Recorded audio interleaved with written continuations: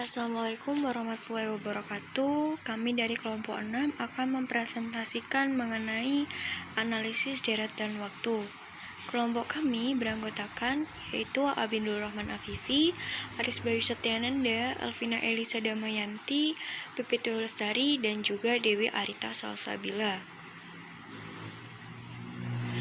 Untuk yang pertama yaitu analisis time series atau deret waktu. Time series atau deret waktu ini merupakan kejadian-kejadian di masa lalu yang dirangkum menjadi satu deret waktu, sehingga dapat menghasilkan data yang dapat dilihat dari periode ke periode. Serangkaian pengamatan terhadap suatu peristiwa, kejadian, atau variabel yang diambil dari waktu ke waktu, dan dicatat dengan teliti menurut urut-urutan waktu terjadinya, lalu disusun sebagai data statistik.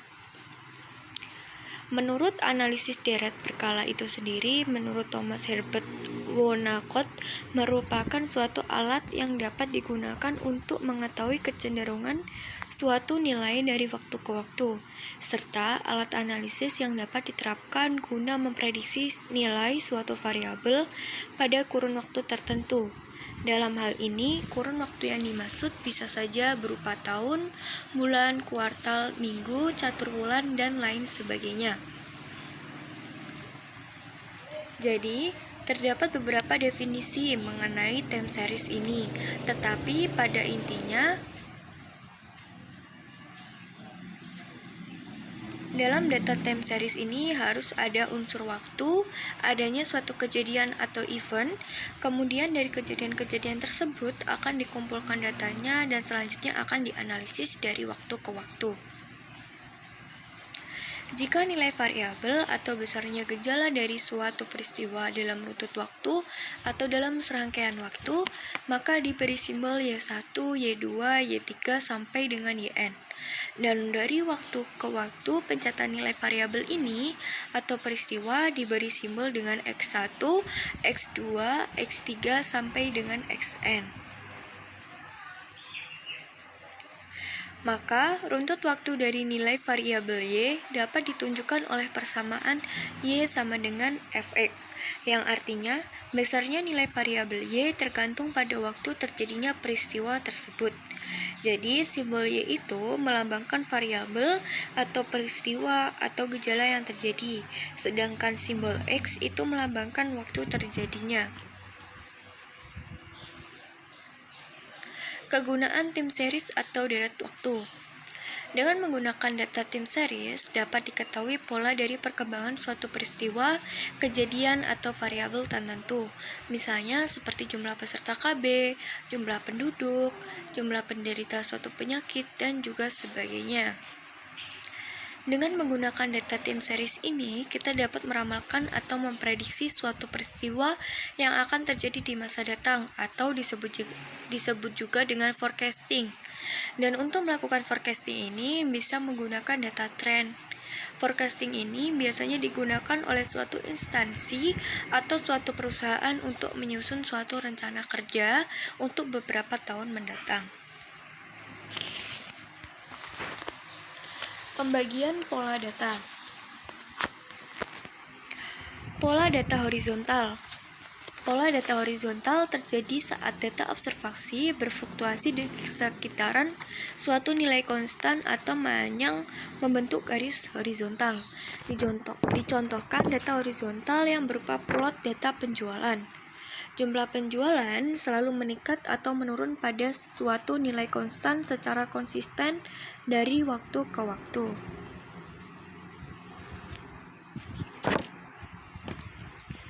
Yang kedua yaitu pola data trend. Pola data trend terjadi bila mana data pengamatan mengalami kenaikan atau penurunan selama periode jangka panjang. Suatu data pengamatan yang mempunyai tren disebut data non-stasioner. Data tren ini dapat berupa tren positif dan juga tren negatif. Apabila variabel yang diteliti atau Y menunjukkan gejala kenaikan atau menunjukkan rata-rata pertambahan, maka data tersebut disebut dengan tren data positif. Sedangkan apabila variabel yang diteliti atau Y menunjukkan gejala semakin menurun atau menunjukkan rata-rata penurunan, maka data tren tersebut disebut dengan data tren negatif. Tren dicontohkan pada gambar 2 di atas, kemudian data harga suatu produk yang meningkat dari tahun ke tahun. Oleh karena itu, data tren di atas termasuk ke dalam data tren positif. Yang ketiga yaitu pola data musiman. Pola data musiman ini terjadi bila mana suatu deret dipengaruhi oleh faktor musiman. Pola data musiman dapat mempunyai pola musim yang berulang dari periode ke periode berikutnya. Dari contoh dari data musiman pada gambar 3 yang menunjukkan plot suplai bahan makanan tiap bulan. Dari plot tersebut terlihat bahwasannya terjadi pola yang berulang setiap periode 12 bulan.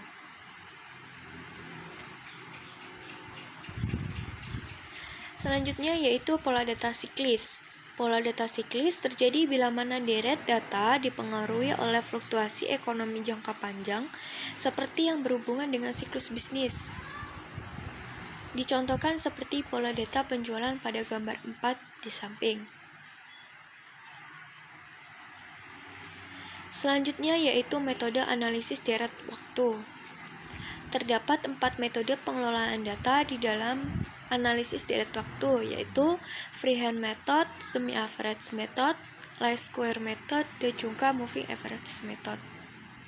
Seperti yang sudah saya jelaskan sebelumnya, bahwasanya metode pengelolaan data linear ini terdapat beberapa metode yang bisa digunakan, yaitu yang pertama yaitu metode tangan bebas atau freehand method, metode rata-rata semi atau semi-average method, metode rata-rata bergerak atau moving average method, dan juga metode kuadrat terkecil atau least square method. Untuk yang pertama yaitu metode tangan bebas atau freehand method. Di sini menurut beberapa literatur yang saya baca bahwa metode tangan bebas ini dapat dilakukan dengan dua cara, yaitu tanpa perhitungan dan juga dengan perhitungan.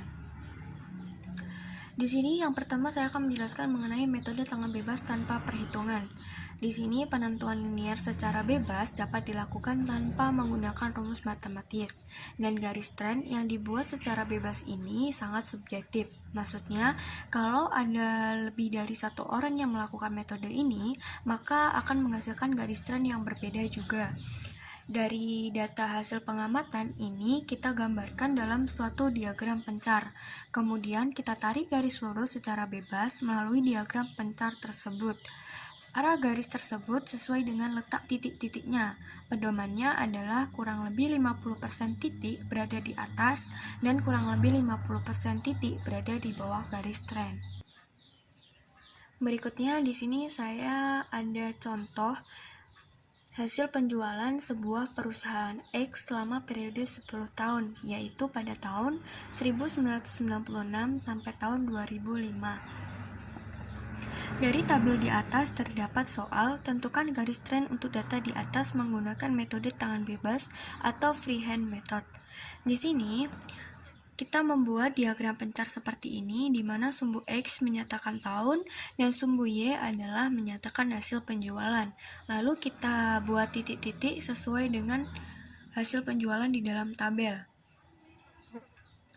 Dari diagram di samping terlihat bahwa garis tren yang ditarik cenderung mengikuti garis lurus, sehingga dapat dikatakan bahwa tren hasil penjualan perusahaan X selama periode 10 tahun berbentuk tren linear naik.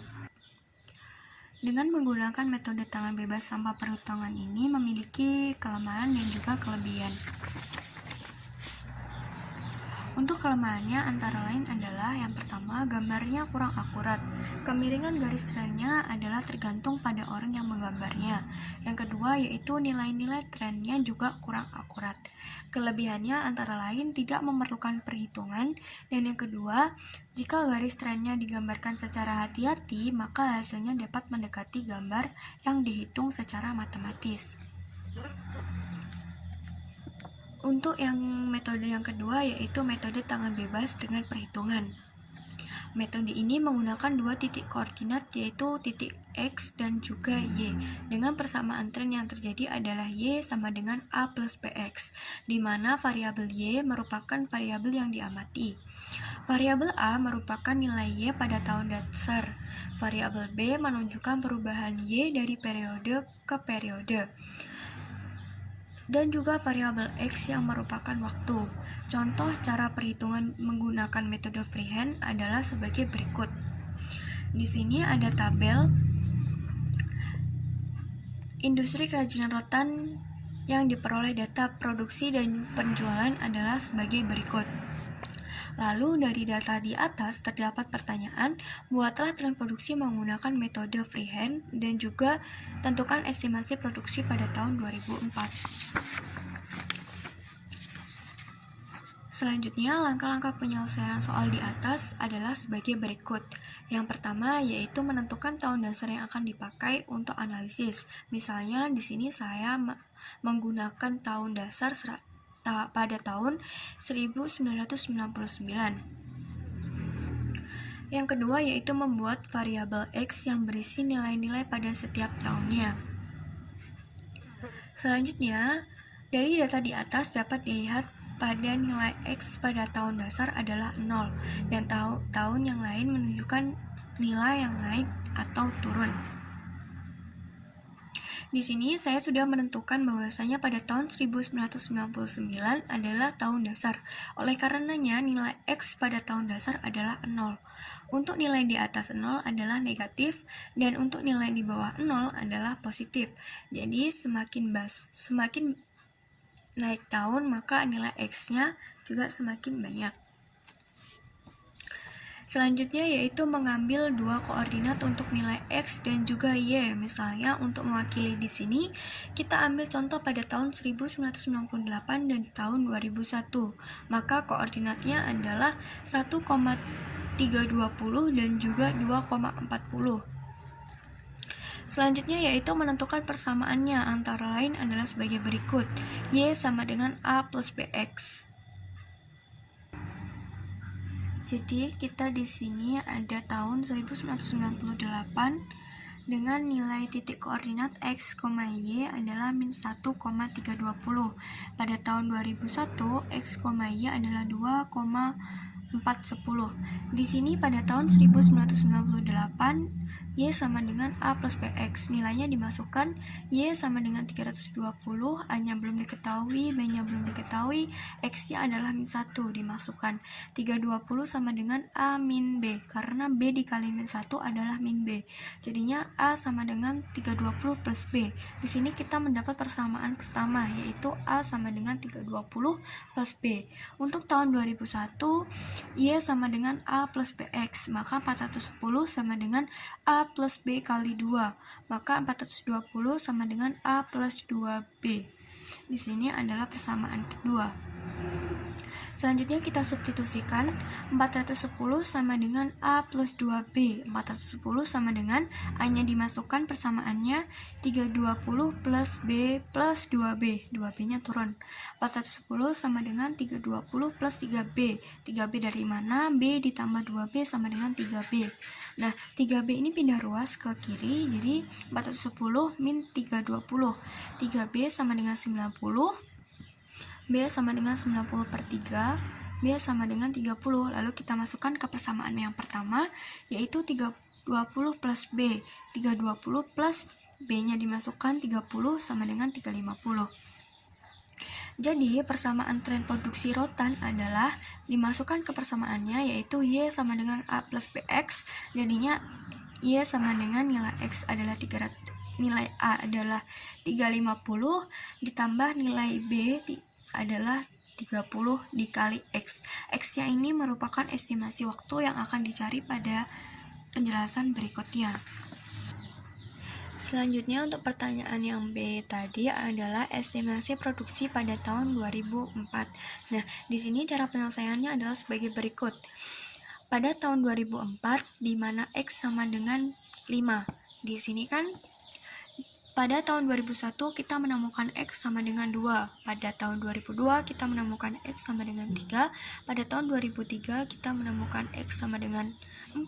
Dan pada tahun 2005 kita mendapatkan X sama dengan 5. Jadi X sama dengan 5. Terus kita masukkan di persamaan Y sama dengan A plus BX. Tadi diketemukan Y sama dengan 350 plus 30 kali X. Nah, terus 350 ditambah 30, X-nya tadi ketemu 5. Jadi kita masukkan 5 sama dengan 500. Jadi, estimasi produksi pada tahun 2004 adalah 500 unit. Untuk metode kedua adalah metode setengah rata-rata atau semi-average method. Metode semi rata-rata ini membuat tren data dengan cara mencari rata-rata kelompok data. Dengan menggunakan metode ini, maka data akan dibagi menjadi dua bagian dari keseluruhan data. Di sini saya memiliki contoh tabel berserta dengan soalnya. Dari data di atas terdapat pernyataan sebagai berikut, pertanyaan sebagai berikut, yaitu yang A, buatlah tren produksi dengan menggunakan metode semi-average. Yang B, tentukan estimasi produksi pada tahun 2004. Langkah-langkah penyelesaiannya adalah sebagai berikut. Yang pertama, membagi data menjadi dua bagian. Masing-masing kelompok harus mempunyai jumlah data yang sama. Di sini kebetulan saya memiliki jumlah data genap, jadinya 6, jadi dibagi 2, 3. Lalu langkah kedua menentukan tahun dasar, misalnya pada tahun 2001, maka pada tahun tersebut nilai X adalah sama dengan 0. Di sini saya menentukan tahun dasar adalah tahun 2001, jadi nilai X pada tahun dasar adalah 0. Yang ketiga adalah menghitung total data dari masing-masing bagian. Di sini saya anggap adalah kelompok pertama. Di sini ketiga ini saya anggap adalah kelompok pertama dan memiliki semi total atau jumlah total adalah 880. Ini jumlah hasilnya 880.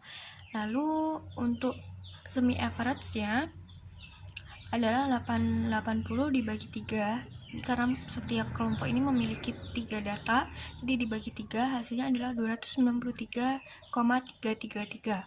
Begitu juga pada kelompok kedua, yaitu 400, 410, dan 412 dijumlahkan mendapatkan hasil 1222, lalu dibagi 3 karena memiliki jumlah data 3, hasilnya adalah 407,333. Selanjutnya yaitu membuat permisalan titik koordinat, lalu menghitung nilai Y dengan memasukkan nilai dari titik koordinatnya ke dalam persamaan Y sama dengan A plus BX untuk menentukan A dan B yang akan dipergunakan sebagai nilai Y. Dan untuk dari data di atas, maka nilai A adalah 407,333. Nilai A tadi adalah nilai A pada tahun dasar. Di sini kan tahun dasarnya adalah tahun 2001. Otomatis nilai A adalah hasil semi average dari kelompok kedua, yaitu 407,333. Langkah selanjutnya yaitu mencari B. B ini adalah rumusnya K2 min K1 per N. N ini adalah jumlah data. Jadi B sama dengan K2 tadi ketemu 407,33 min K1 adalah rata-ratanya 293,333 per 3. 3 ini jumlah datanya ada 3, jadi dibagi sama dengan 38. Dengan keterangan adalah sebagai berikut.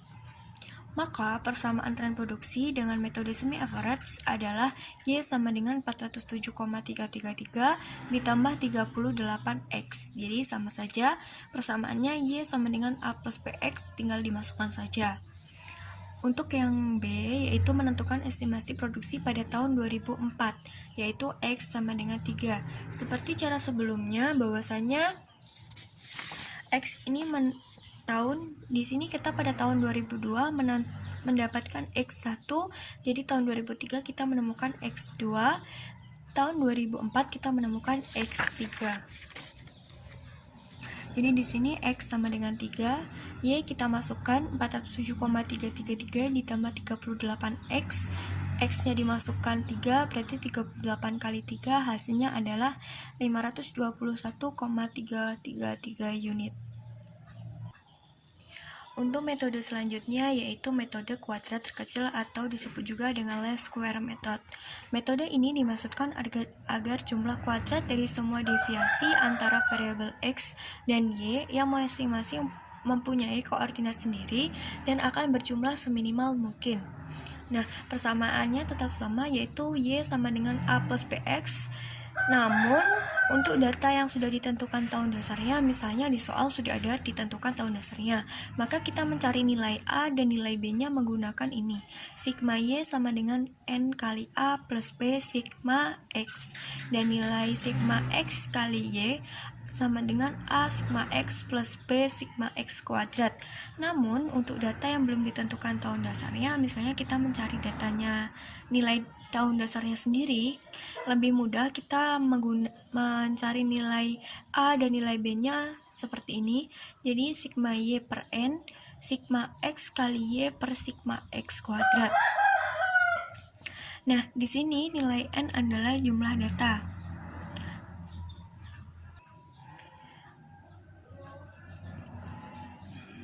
Dari contoh aplikasi sebelumnya, pada tahun 1999 digunakan sebagai tahun dasar dan estimasi produksinya adalah tahun 2004 yang ditanyakan.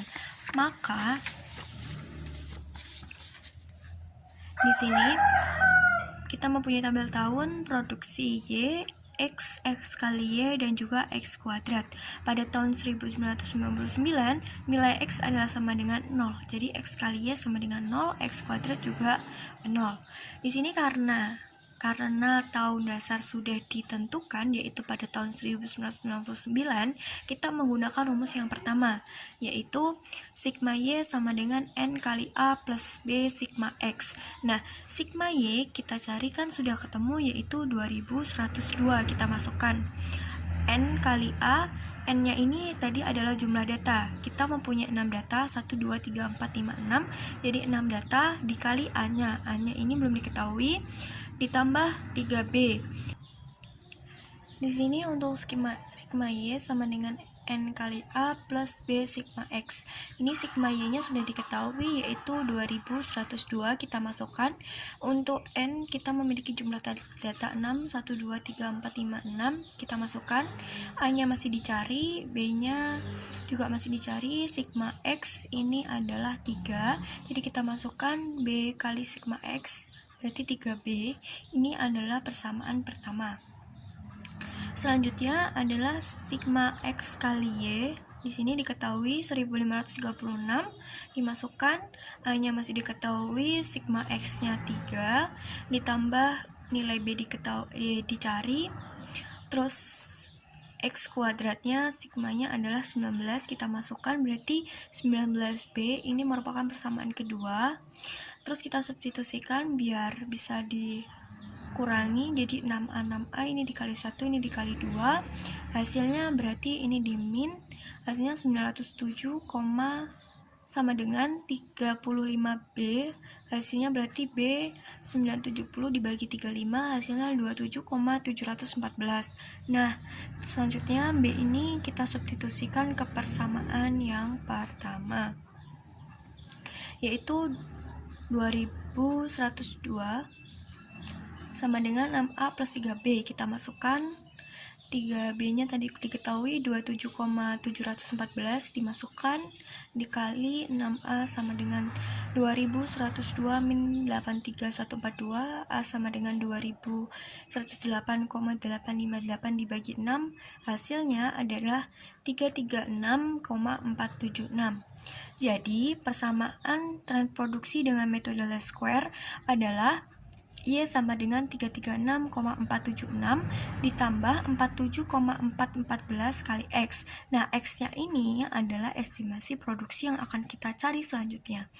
Sehingga estimasi produksi pada tahun 2004 atau X sama dengan 5 adalah Y sama dengan A plus BX, tinggal dimasukkan. X-nya sudah ketemu tadi, X sama dengan 5, tinggal dikalikan, menemukan hasil 475,046. Jadi, estimasi produksi untuk tahun 2004 adalah 475,046 unit. Untuk metode terakhir yang dapat kita gunakan yaitu metode rata-rata bergerak atau moving average method. Metode ini biasanya digunakan untuk menghitung data bergerak berskala, misalnya 3 tahunan, 5 tahunan, 10 tahunan. Nah, di sini saya memiliki sebuah data yang bergerak 3 tahunan. Rumus dari moving average atau rata-rata bergerak ini adalah MA sama dengan sigma X dibagi jumlah periode. Sigma X ini merupakan keseluruhan penjumlahan dari semua data periode waktu yang diperhitungkan. Nah, jumlah periode ini adalah jumlah periode rata-rata bergerak atau dapat ditulis dengan MA sama dengan N1 plus N2 plus N3 sampai N ke N dibagi dengan N. Dengan keterangan MA adalah moving average, N1 adalah data periode pertama, N2 adalah data periode kedua, N3 adalah data periode ketiga, dan juga seterusnya. Dan N ini yang tidak ada lambangnya angka itu merupakan jumlah periode rata-rata bergerak. Di sini saya memiliki tabel tahun produksi seperti sebelumnya pada tahun 1997 sampai tahun 2002. Di sini karena data saya adalah 3 tahunan, jadi kita bisa menghitung jumlah produksi setelah 3 tahun. Jadi setelah 3 tahun ini baru kita bisa menghitung jumlah produksinya. Jadi 300 ditambah 320 ditambah 260 adalah 880. Namun misalnya jika kita dari soal kita disuruh menghitung 5 tahunan, jadi setelah 5 tahun baru kita dapat menghitung jumlah produksinya. Jadi misalkan 5 tahun nih, jadi 1, 2, 3, 4 5. Jadi pada tahun 2001 kita menemukan jumlah produksinya adalah 980. Begitu juga dengan rata-rata bergeraknya. Ini kok bisa dapat 293,333 dari mana? 880 merupakan jumlah produksi ini dibagi menjadi 3 karena kita menggunakan jangka berskala adalah 3 tahun, jadi dibagi 3. 880 dibagi 3 adalah 293,333. Begitu juga kalau sumnya kita 5 tahun. 1, 2, 3, 4, 5. Kita mendapatkan total produksi 980. 980 dibagi dengan 5, hasilnya adalah berapa tadi bla bla bla bla gitu. Nah, selanjutnya maka dari estimasi produksi di atas dapat kita lihat bahwasannya rata-rata bergerak selama 3 tahun. Pada tahun 2000 kita mendapatkan jumlah produksi yaitu 293,333 unit. Sekian dari kelompok kami, ada kurang lebihnya kami mohon maaf. Wassalamualaikum warahmatullahi wabarakatuh.